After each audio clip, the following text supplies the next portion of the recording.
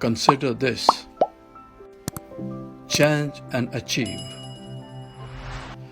By identifying how we want to change, we can be better prepared, more focused, and highly motivated.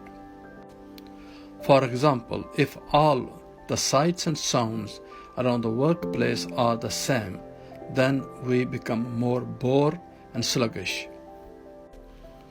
That's why it's useful to take a short break. Alternatively, if possible, we can always change our setting by moving to the next room. Some psychologists strongly recommend that it may be a good idea to select a couple of alternative locations to our normal workplace.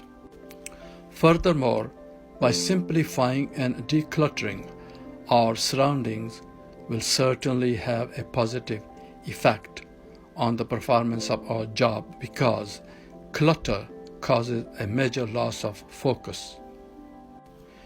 Incidentally, being observed by others increases our focus.